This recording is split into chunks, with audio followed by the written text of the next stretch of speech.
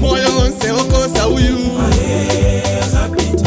amai musatanda ule nawe mafuto yose tipitamo aya yazapita iwe yazapita. So welcome everyone, welcome to this amazing session that you're going to have today. This is a dialogue session that you're having with religious leaders and young people. So today's session is going to focus on just having dialogue with religious leaders, faith leaders, and looking at how this integrates young people in the response to HIV. So my name is Brian Otieno from Kenya, and I'll be moderating this session here today. And I am part of the Faith Community Initiative that's focusing on reaching out to religious leaders to improve the messages of hope, and also looking at how religious leaders can be the response of HIV prevention and the response globally. For this particular session, we're going to look at how the dialogues can be used to bring out discussions among religious leaders and young people. And just giving a brief background of this session is survey in low and middle income countries continue to show that only a third of young people aged 18 to 24 years in sub-Saharan Africa had accurate knowledge about HIV transmission and prevention. So levels of knowledge are lower among adolescent girls and young women. And this is mostly because there's lack of information. Yeah? To compound this, recent data indicates that only 25% of adolescent girls and 17% of adolescent boys aged 15 to 19 years in Eastern and Southern Africa region most affected by HIV have had access to HIV testing in the past 12 months and received the results of their last test. So for this workshop, we're asking ourselves, can faith and spiritual leaders who have influence and role in behavior change and social norms in Africa engage with religion and engage with young people to change the situation? So the workshop will engage faith leaders, as I mentioned, and purpose showcase how dialogue between these two groups are very essential and potential in knowledge management and to increase demand and access to care. With these religious leaders, having such dialogues, having such information, it's important for young people. As a young person, I believe that a religious leaders impacts my well-being and knowledge levels in a way that influences how I behave. So just a behavioral perspective on how religious leaders can be at the forefront of modeling and bringing this conversation. So I'm going to introduce a list of religious leaders and young people. And today with us, we have Chengetai Chafamba from Zimbabwe, and we have Apolesta De Costa from India, and we have Dr. Jacob Kipchilis from Kenya, my home country, Joseph Richard Magongo from Uganda, and Reverend Evat Mugarura from Uganda. And lastly, we have Reverend Francois Nungesaba from Rwanda. Welcome everyone, and welcome to this particular session, and really appreciate for you being here and for the time you've given us today. So I'll just jump straight into the questions. So please introduce yourself and the work you do with young people in the faith settings. I'm Reverend Jacob Kipchilis, and I'm an ordained children and youth religious leader with the Full Gospel Churches of Kenya, and I've been working with the youth since 2005. And also I work at this Teenage AIDS Relief Program, which is under the Catholic Church. And in the church setting, I teach the children and the youth on faith matters, supporting those affected and infected with HIV. I am Joseph Richard Magongo, a Pentecostal pastor. I pastor at Excellence Chapel. I'm the National Youth Minister of the National Fellowship of Born Again Pentecostal Churches that brings together a membership of 30,000 churches. So my duty is to oversee the youth and the children in that organization. But I've also participated under Ministry of Health in developing literacy material for HIV for children, adolescents, and to make sure that they understand what prevention, care, treatment, and HIV supporting services. Hello everyone, my name is Apista Marian Da Costa. and I am the psychosocial program lead at Human Touch Foundation.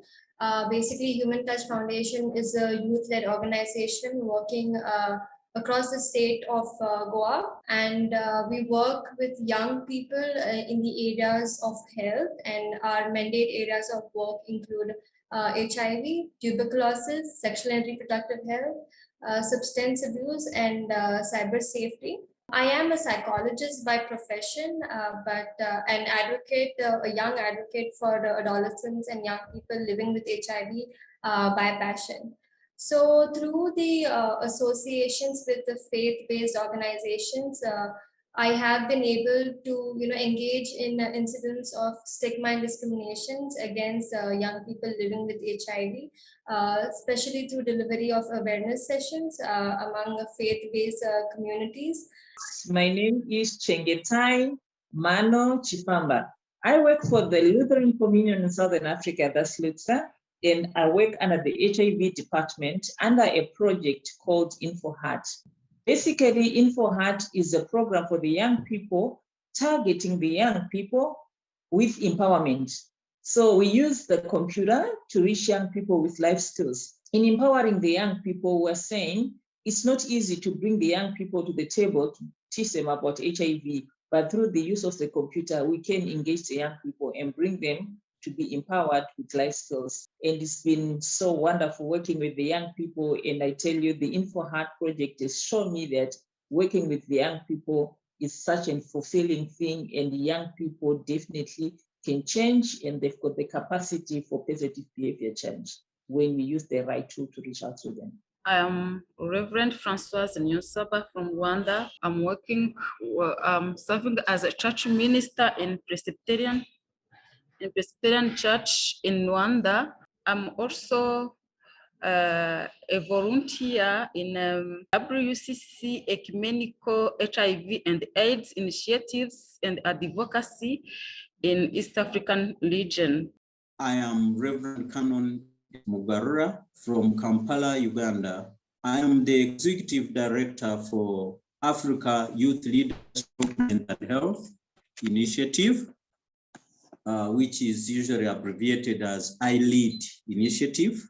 We use that acronym as intentionally because ILEAD means that we want young people to take the leadership role in issues that affect them, in issues that they must participate in. So kindly just tell us, what are some of the recommendations you can offer supporting young people and HIV knowledge in the community working? So as faith leaders, one, I would like to recommend integration of HIV messages into all church-related events. It's also important that we talk about prevention in these as we share with the young people, prevention, care, treatment, and other support services, because we need to give them an entire package. The other recommendation I would make is mobilization. One of the things that religious leaders do when they speak, usually everybody listens. When we speak, the community listens. When we speak, the young people listen. So the young people, every activity we do, we must be able to be those mobilizers of young people, bringing them together. And when we create these events of bringing them together, that is a good platform to share HIV messages. Let me tell you what we have done in our organization. We've organized events like fashion shows to bring young people together. We've organized what we called medical camps. And when the young people come together, business exhibitions, because we know unemployment is a problem. So when we mobilize people to come for these business events, for these talent events, we use those opportunities to share HIV messages. The other recommendation we have, I would like to suggest to my faith leaders that has worked for us and our communities, is capacity building. So when we bring them together, we use this opportunity to teach them, and we turn them into what we call trainers of trainers, so that they can go outside there and become our representatives in the community. So what we do, we involve them in several kinds of trainings. And so they get a whole package. They get a whole package. They get a skill. Not only do they get a skill, but they also get a behavior change skill. And this helps them to go in the communities and influence others. So I have realized that we need to empower religious leaders.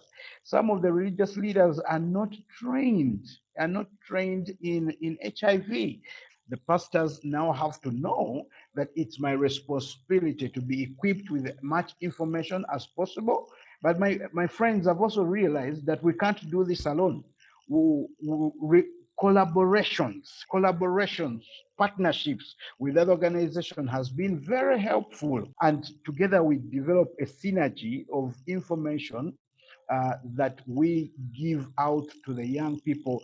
One of the things, as I end, what we have focused on so much is advocacy. Advocacy, youth participating in designing, implementation, and monitoring of HIV programs. So when we design these programs, we ask the youth to come. Let them give us their ideas. So advocacy is what I really want to recommend because it spreads the message, it demystifies all the mysteries around HIV/AIDS. Those are 5 recommendations: integration, mobilization, capacity building, collaboration, and advocacy. First, I'm representing LUTSA organization and the InfoHeart project, and also I'm representing the young people. Having worked with the young people for a long time, when the project started around 2007, there are some things which we have learned through working with the young people. So as looks at the approach which we use, which we are recommending also to other organizations and to the young people to use, is number 1, capacity building of church leaders. In as much as we're saying the church leaders are the pillars, they must be there to support the young people. They can only do that when they've got the skill, when they've got the capacity to be able to support. Number 2, we come to the implementation. When we're implementing, we're saying the approach number 1 we are recommending is mainstreaming. So mainstreaming allows us to implement with minimum budgets. What we're saying here, we're saying let the issues of the young people be part of what we do every day. They should be popular. When we're implementing, what are we implementing? In our organization, through years of experience and lessons learned, we are saying number 1, give access to information. Believe me, everyone wants information. And in our culture, issues of sex and sexuality, they are not discussed in public.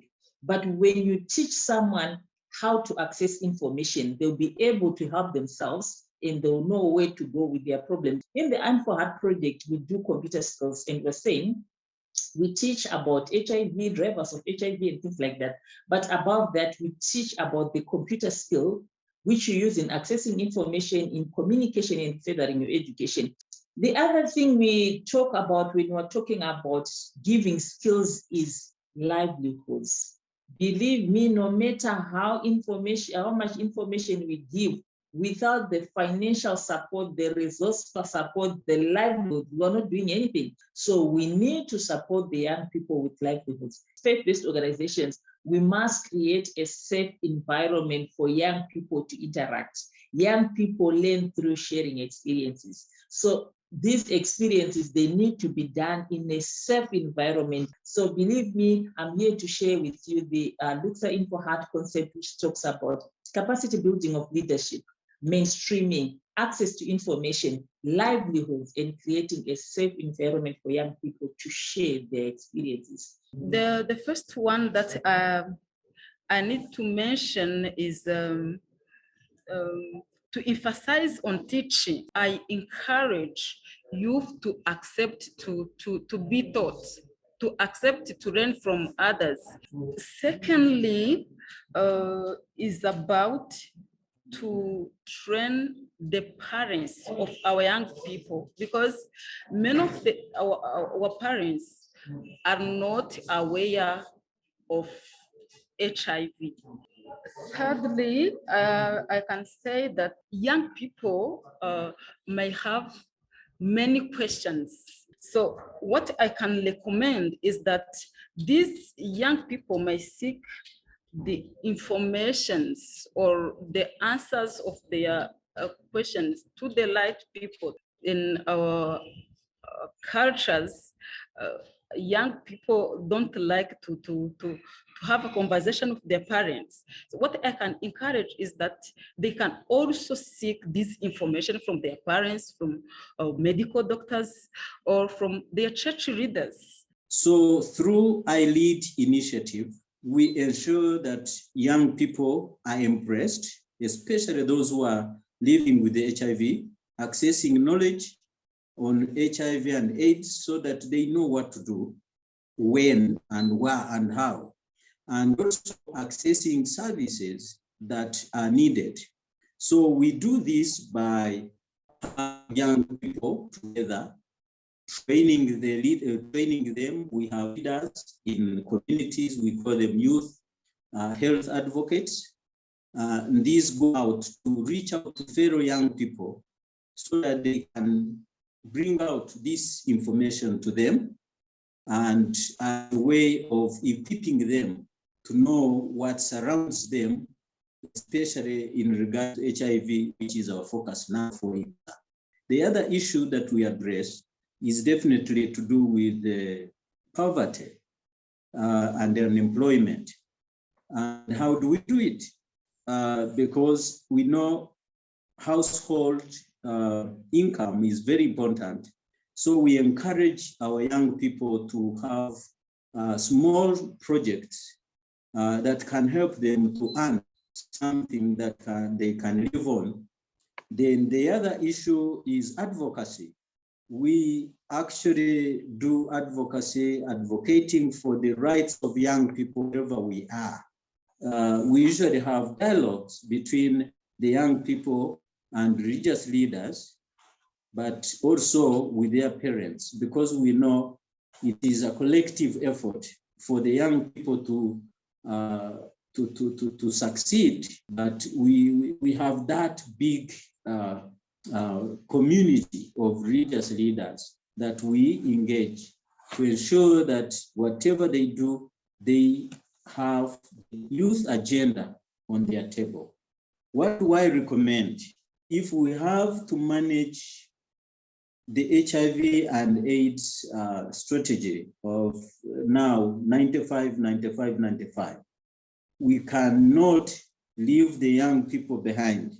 The challenge we have is that currently we don't have enough programs that are funded and targeted at young people. I recommend that whatever programs we have, the agenda for the young people must be highlighted. It has to be highlighted in national plans. It has to be highlighted in faith institutions, budgets and plans. I also want to encourage a stronger network of young people globally and regionally, even nationally, so that we can begin to work together and share information.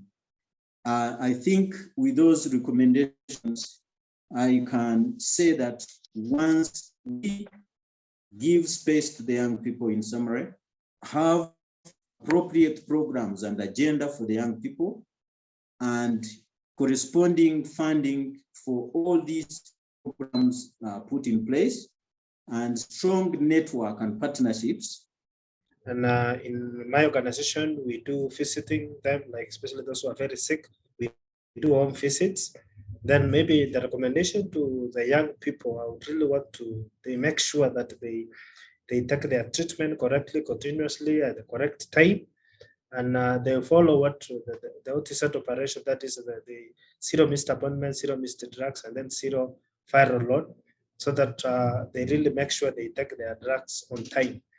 The other issue about maybe this one, like incorporating incorporating messages of hope in our services, and then we also need to have that meaningful involvement of the young people in their decision making.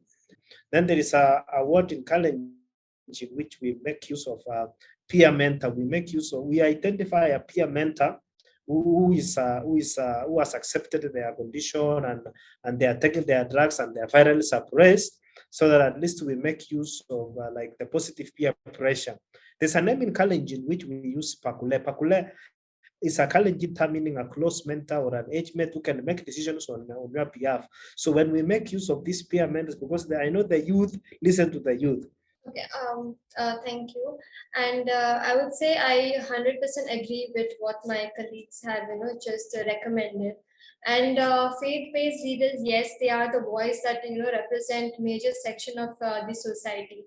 And they must raise voices towards issues that need to be resolved. We see that through preaching we can make a lot of people aware about the struggles and challenges that young people living with HIV or people living with HIV face, and how communities can help in these struggles.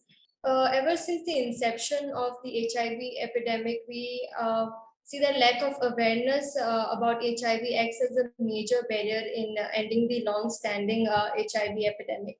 And even today, we realize that when we have conversations with young people, we see that they do not have the information about topics that are necessary while growing up.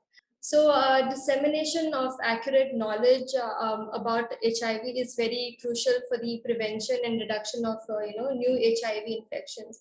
And of course, through faith leaders, HIV literacy can be propagated to a wider audience. Also, in the field of HIV, we see that there are a lot of people who have the passion, a lot of young people who have the passion to work in this space. But something that stops them is, the funds or the financial status. Youth leaders and religious leaders, they are the voice of the voiceless. So they represent the communities that go disregarded, in the society, and a collaborative effort of young people and religious leaders can identify issues that these young people face, and we can actively engage the members of faith-based organizations to effectively resolve or help these people who are in need. We can also have support groups for people living with HIV and their caregivers, so where they can express their concerns and feel better once they express it.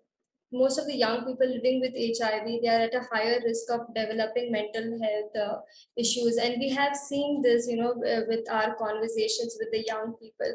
And through faith-based organizations, we can integrate spirituality into therapeutic sessions, and we've seen that when you involve or integrate spirituality in therapeutic sessions, it does help in helping resolve the mental health concerns. It gives them a hope that they also can dream like any other lay individual. So I think having a safe space where they can express their issues and concerns and seek professional help with regarding these issues can play a vital role in the HIV epidemic. Thank you so much. So what are some of the greatest challenges, policy and legal environments around HIV knowledge and prevention, or resources that you have working with young people in your community? Yeah. So when I speak about integrating spirituality in our therapeutic sessions, we see that in when we engage with our young people, we have a format that we follow where it assesses all their needs from biological to social life, to their economic lifestyle, their financial needs, their educational needs, even their psychological needs. So it gives us a clear understanding of what are the needs that need to be taken on priority. So once we identify these needs, we use spirituality. Spirituality may not just be about having faith in any religion or in God, but just finding meaning in life. We see that spirituality plays a vital role in these therapeutic sessions when adolescents and young people lose hope, thinking that they are living with a chronic illness. Yes, it is a chronic illness, but it is a manageable illness as well. And when we are talking to them, it becomes sometimes very difficult to confront them in the issues that are related to HIV. So when we speak about spirituality, it gives them a sense of relief. Okay, I can do something in life. When you give them information about other people, their mentors that have gone through these the similar issues, when they can have a peer support system, as my colleague has mentioned. So spirituality, as we see, has impacted positively a lot on these adolescents and young people living with HIV.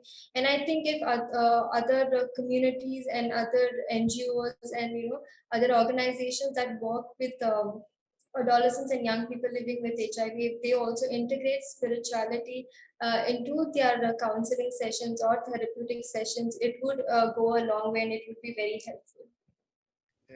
We in my organization in EDAP, we offer care and treatment in a Christ-like manner.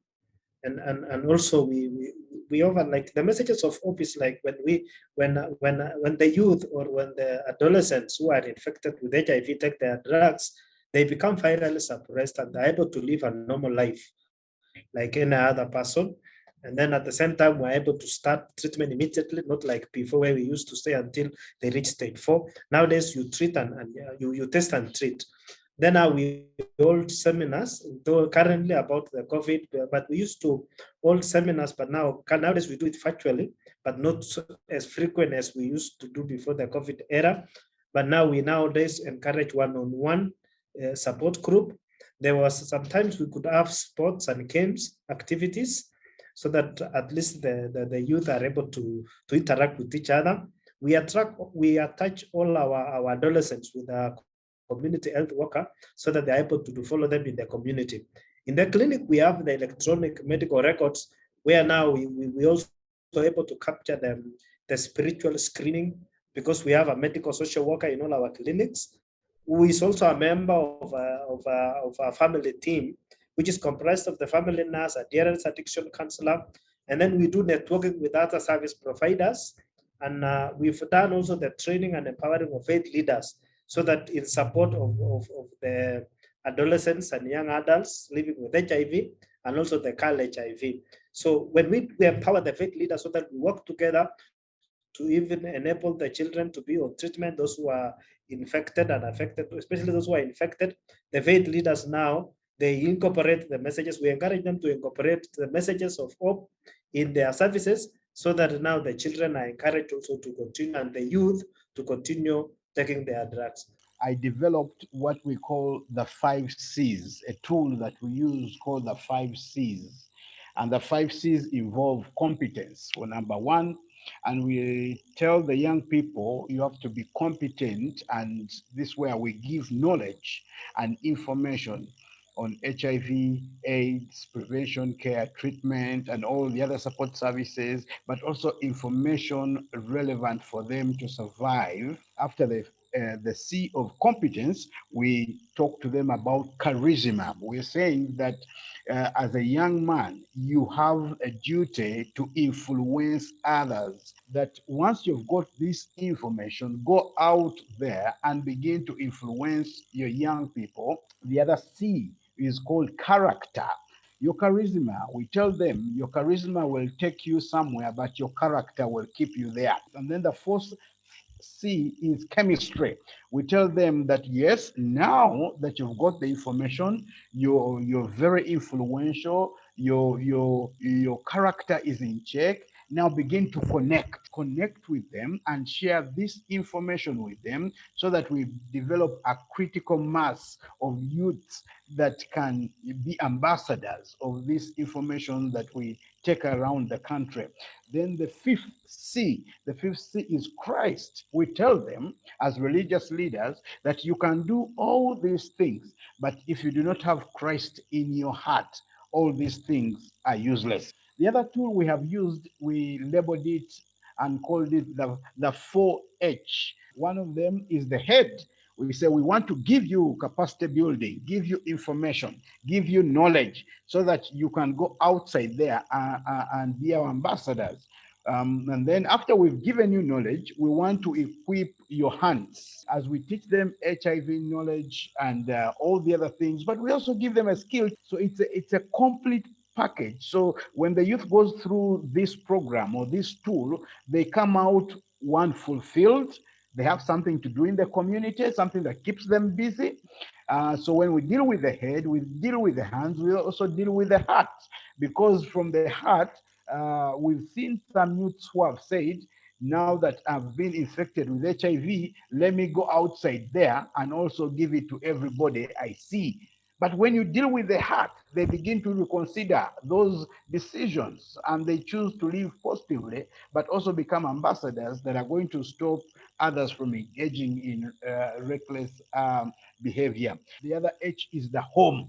We say, you know what? You're not living in an isolated place. You're living in a community. So this information, take it back to the community. Churches have also used the tool of medical camps. So we turn the churches into hospitals and the youth come. Do you know why? Because some youths fear to go to these medical facilities. So what we do, we bring the medical facility in the church.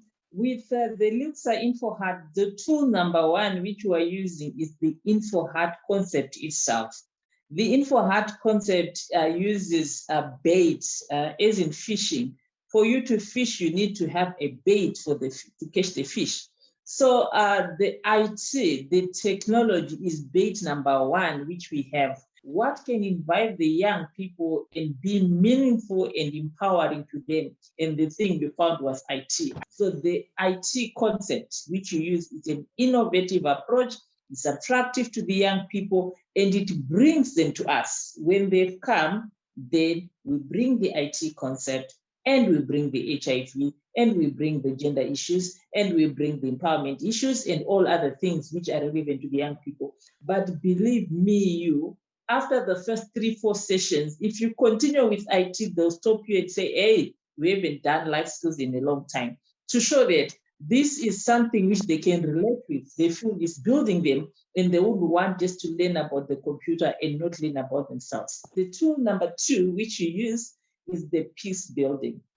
Because a lot of young people have made mistakes out of anger, out of seeking revenge, and things like that. So what we say is peace begins with you. The other tool we use is gender justice. And in the gender justice, we've noticed that a lot of programming, they run into the mistake of putting equality before equity. Enough is enough, Corona. Enough is enough, Ulelonga, Corona, Ulelonga. Enough is enough. What are some of the greatest challenges or some challenges regarding policy, environment, legal environment, surrounding HIV knowledge, prevention resources that you're facing? The challenge number one we have is I'm sending it to the church to say, as a church, we cannot assume the ideal situation is what is on the ground.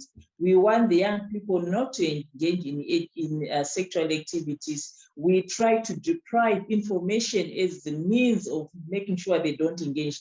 That formula is not working and it has proved over time that it doesn't work. We should find new formulas to use. We should also look critically into the issues of LGBTQIs, which we're not looking into. Really, what are we saying? Keeping quiet about it, is it a solution? No, it's not a solution. The issue of condoms within the church, is it a solution when you don't talk about it? It might be there in the policy, but in terms of implementation, that is not there. Then the second challenge we have is the financial resource to support the brilliant policies we have. Government have got brilliant policies, believe me, if those were put into implementation, things will work. But as it is, no, the sound policies, they don't have the financial backing to put them into implementation. The second one is reaching disadvantaged communities. Disadvantaged groups. We're still weak there, that needs to be improved. So basically, these are the challenges I think needs to be addressed. So financial, reaching to the disadvantaged groups, and also making sure that the little resources we have, they are distributed according to need. Give more where the need is. We are agreeing that faith-based organizations are doing a lot. I'm kindly requesting and appealing to government to say, we should have means, the government should have means of tracking the work being done by faith-based organizations. Then to funding our partners in government, I would like to encourage them to trust faith-based organizations with funding, because they're actually doing a lot. With a bit of some funding, they'll do more. And also for our partners to say, yes, we've got organizations which are formed and run by young people, by the youth. We should also support them so that they can prosper. That's why the concept is for the young people, by the young people come. But if they start something and they don't get financial support, then whatever they are doing is likely to fail. Some of the challenges that we are facing and would like UN to come in, some of our cultural practices here in Uganda, for example, in the eastern part, we have genital female mutilation. And then we also have the traditional practice of circumcision in the Bagisu. These methods are still done traditionally, and we need assistance so that we go there and sensitize them, because through these methods, a lot of HIV and is transmitted. Testing is not allowed for children that are below 18 in some countries. In Uganda, we managed to advocate about this, and the age was lowered to about 12 years. So we can test children below, below 18, starting from 12 years. One of the things we need to change, and the major challenge we found, is the stigma. In the churches, when somebody comes up and they say, I'm HIV positive, they automatically say you are the sexual immorality. We need to sensitize these, my fellow faith leaders and the youth outside there. We've had a big challenge, which we are dealing with: miracles, prayers versus medicine. And we've seen that when somebody is HIV positive and they are prayed for, they leave their medicine. And sometimes that they begin to deteriorate. Yes, we believe prayer works. Yes, we believe Jesus heals. We believe, but before the miracle happens, we want people to keep taking their medicines. So those are some of the challenges we have faced, and the ABC approach, which we have been using: abstain, be faithful, use condom, and we've said if you don't do this, the D is the die. You will die. And so we are doing our best to make sure we educate the youth, the religious leaders, and those people of influence to make sure these challenges are dealt with. We faced a lot of challenges about COVID, because we used to have this talent show. Our youth have a good way of rapping, and we still have stigma and discrimination, which is still really rampant. And then we still have a lack of supportive services and systems in religious settings. And we still have people who are telling the youth what to do as opposed to maybe listening to them. Like you want to give them advice. So basically it's good to maybe listening to them. And then we also lack, as far as in our nation, we lack a family-friendly tax system. The tax system is not family-friendly. We still have unemployment. We still have the youth lacking income-generating activities. And then there's this lack of dialogue between the adolescents and the young persons and the faith leaders. They really don't have that dialogue between themselves. Maybe me as a faith leader, I would want to tell them what to do, but not necessarily listening to them, as I had already mentioned. We also still have lack of like phones and internet for like some virtual meetings. As much as we want to do like virtual support, sometimes maybe you lack internet, or even sometimes there are no phones. And I will conclude by saying that I will mention what Dr. Motoku, our clinical director, who says that promise less but deliver more. And then you promise less and we do more. So that's what we do follow. We promise less but we deliver more. I also want to mention our managing director, Alice Joroke, who tells us that we need to give the poor the best quality because they cannot afford to buy in a Christ-like manner. And I conclude by what Father Rick embraces, and he tells us to continue embracing Karibu Karibu, the one of welcome, welcome. Yeah. So the four things that I see are the challenges that hinder, the HIV knowledge and prevention. First, as my colleague Richard has, rightly stated, HIV still today is, still associated with morality, and because of this, people living with HIV do not want to disclose their status. Yes, we have reached the stage where we talk about the campaign, undetectable is equal to untransmittable, transmittable. And although HIV treatment or ARVs have been accessible for free, we see that young people living with HIV and people living with HIV, they suffer from recurrent treatment fatigue. So because of this reason, they're not able to, maintain the undetectable level of virus in their body. All the communities that are actually working with young people living with HIV, I would want them to advocate about the new medicine or the injectable ARVs that are now available in the market. So if these are made available to all those people living with HIV, if they can take this, I think it would have a great impact in not transmitting HIV to other people. Second is that, although we see a lot of advancement in the scientific knowledge, awareness about PrEP and PEP is not done appropriately, especially in the country like India. Drugs called PrEP and PEP is only known to medical fraternities and no one besides that. So when we have conversations with young people, who have been recently diagnosed with HIV, they ask us if we actually knew about these drugs, we could have protected ourselves and our loved ones from acquiring HIV. So we need to talk more about these drugs so that we can prevent the transmission of HIV. And again, HIV testing, young people do not want to go and test themselves because of the fact that they'll be labeled or they will be judged. I am aware that in Africa we do have self-testing kits available, but in India it is still not available. So if self-testing kits were made available, especially in a country like India, it would encourage young people to go get themselves tested without being charged.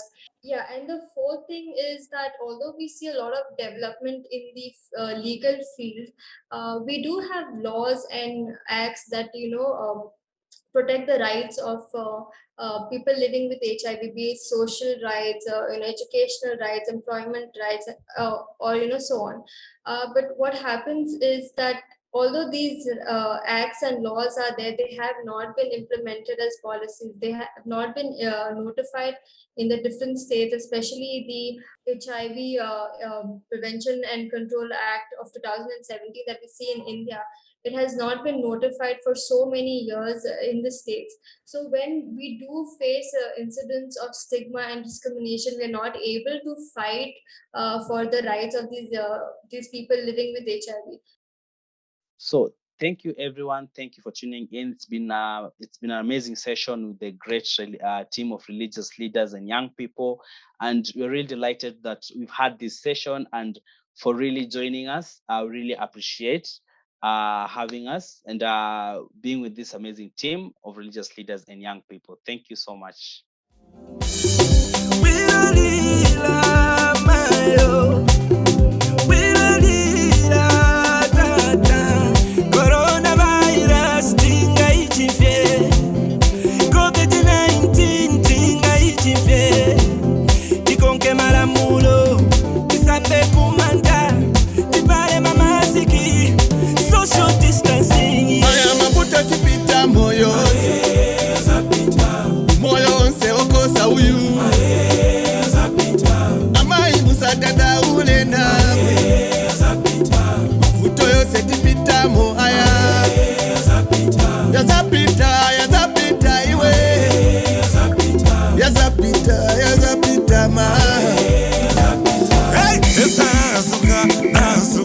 Nasuka, oh, nesa nasuka,